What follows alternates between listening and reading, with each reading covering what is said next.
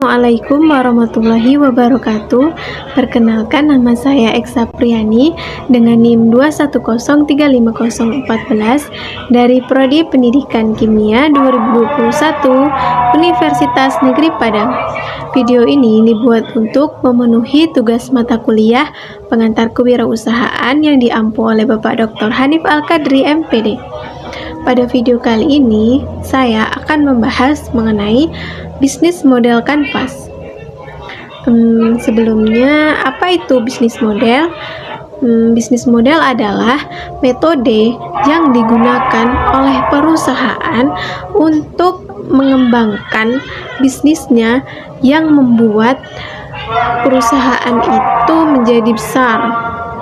Nah, bisnis model dapat didefinisikan sebagai gambaran yang rasional terkait dengan usaha dari organisasi atau perusahaan di mana pun dalam kaitan bisnis, dalam menciptakan, membawa, dan menangkap nilai. Bisnis model kanvas merupakan konsep bisnis yang banyak digunakan saat ini karena terstruktur.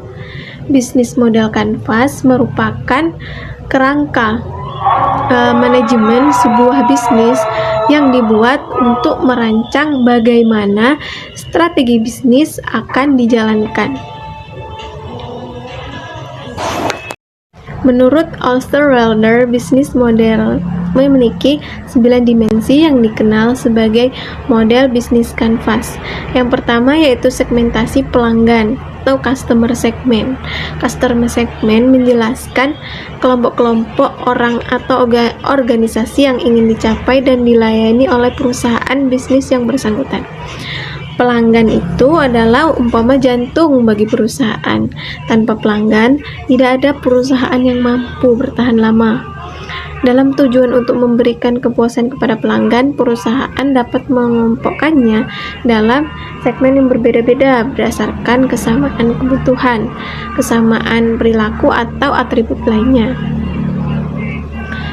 Perusahaan harus dapat memutuskan mana segmen yang harus dilayani dan mana segmen yang harus diabaikan.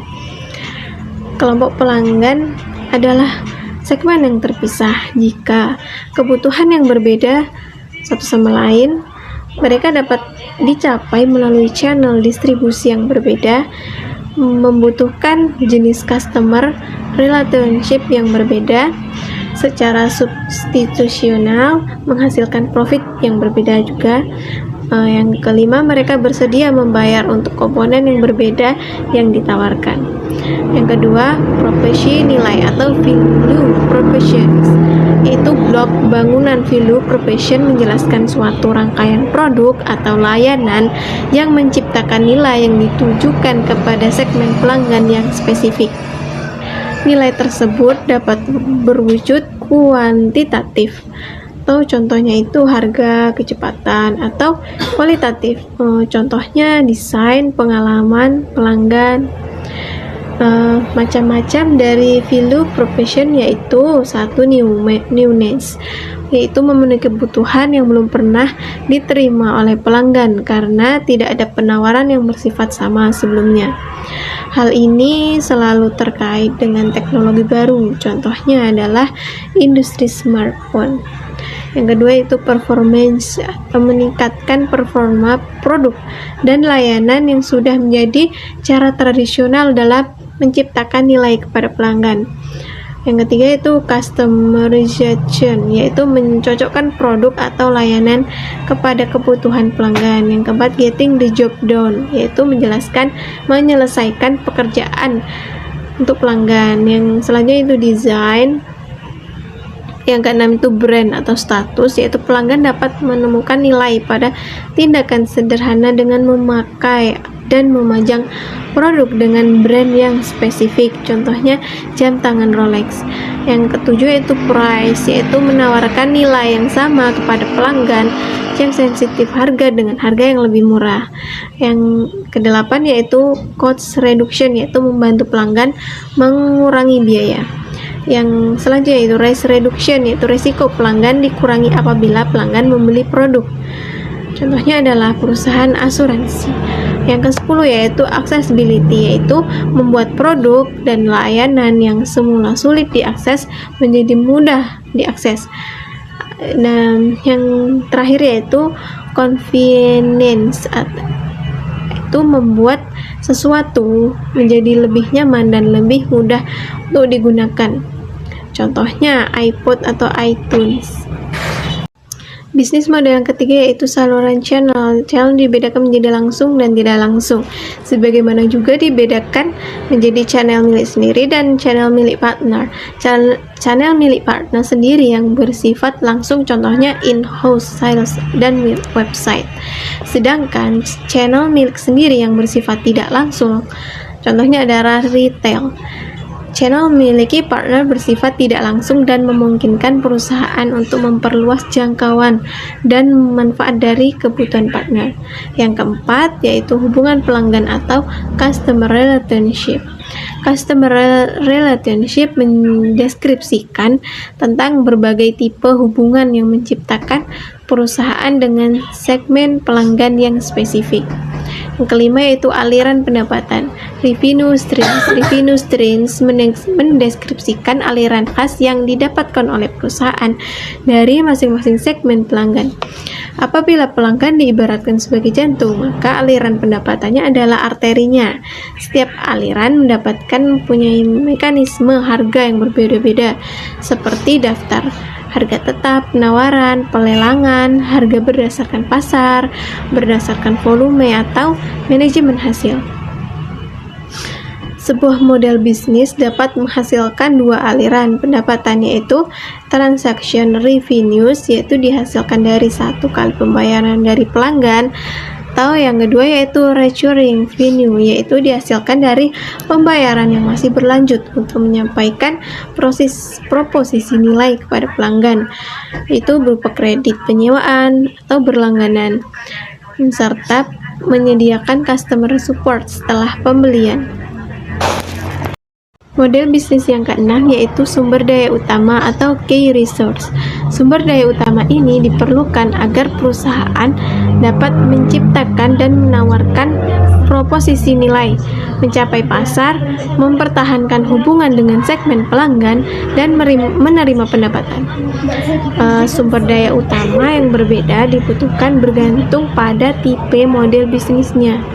Sumber daya utama dapat dimiliki sendiri atau disewakan kepada perusahaan lain atau bisa juga memperoleh dari partner kunci. Sumber daya utama dapat dikategorikan menjadi yang pertama yaitu fisik, berupa aset fisik seperti fasilitas manufaktur, gedung, kendaraan, mesin, sistem atau sistem point of sales, dan jaringan distribusi. Yang kedua yaitu intelektual, yaitu berupa komponen-komponen penting yang menyusun model bisnis yang kuat, yaitu brand, pengetahuan perorangan, paten, dan hak milik partnership, dan database pelanggan. Yang ketiga yaitu sumber daya manusia. Setiap perusahaan pasti membutuhkan sumber daya manusia. Namun, dari sekian banyak yang ada, beberapa orang penting dalam mendukung model suatu bisnis dalam suatu perusahaan. Contohnya, perusahaan farmasi yang bergantung pada sumber daya manusia yang mahir di bidang farmasi. Yang keempat yaitu finansial. Finansial itu berupa kas, jalur kredit, opsi saham untuk merekrut karyawan utama. Nah, yang ketujuh yaitu key activities.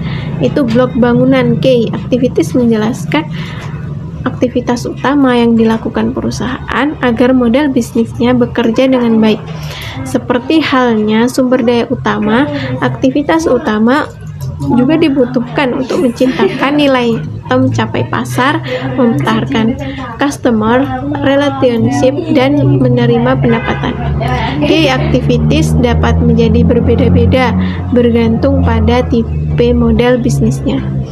Key activities dapat dibedakan menjadi produksi, yaitu berhubungan dengan mendesain, membuat, dan menyalurkan produk dalam jumlah substansial atau kualitas superior.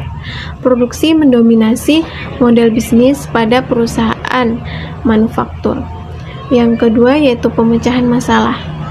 Pemecahan masalah ini berhubungan dengan pemberian solusi terhadap masalah pelanggan individual. Contohnya, pekerjaan konsultasi, rumah sakit, dan organisasi pelanggan lainnya. Yang ketiga yaitu platform atau network. Model bisnis yang dirancang dengan platform sebagai key resource didominasi oleh platform atau key activity yang terkait dengan network. Contohnya yaitu website Bcom yang menawarkan transaksi kredit secara online. Yang kedelapan, kemitraan utama atau key partnership yang mendeskripsikan jaringan pada supplier atau mitra yang membuat model bisnis itu berjalan. Perusahaan melakukan kemitraan untuk berbagai tujuan, dan kemitraan telah menjadi landasan pada banyak model bisnis. Perusahaan menciptakan aliansi untuk mengoptimalkan model bisnis mereka untuk mengurangi resiko dan memperoleh sumber daya. Dan yang terakhir yang nomor 9 yaitu struktur biaya atau cost structure. Struktur biaya atau struktur biaya mendeskripsikan semua biaya yang terjadi untuk menjalankan model bisnis. Kegiatan menciptakan dan menyalurkan nilai, mempertanggungan hubungan pelanggan, dan menghasilkan pendapatan. Semuanya menuntut biaya. Biaya-biaya tersebut dapat dihitung secara relatif mudah setelah mendefinisikan sumber daya utama, aktivitas utama, dan kemitraan utama. Sebagai model bisnis lebih bersifat cost driven daripada yang lainnya. Contohnya, perusahaan penerbangan Air Asia yang menargetkan pada low cost customer. Berikut ini adalah langkah-langkah dalam mendesain prototype bisnis model Canva. Yang pertama yaitu memotret model bisnis saat ini. Yang kedua itu melakukan analisis SWOT, yaitu strength, weakness, opportunities, threat pada masing-masing elemen bisnis. Yang ketiga yaitu melakukan penyempurnaan bisnis model dan membuat bisnis model kanvas yang baru.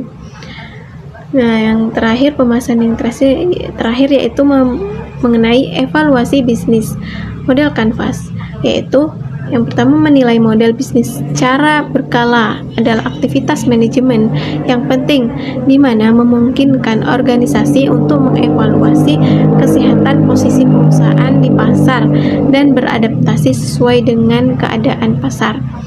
Penilaian ini dapat menjadi basis dalam melakukan peningkatan fungsi model bisnis atau dapat memicu intervensi yang serius dalam wujud inisiatif inovasi model bisnis.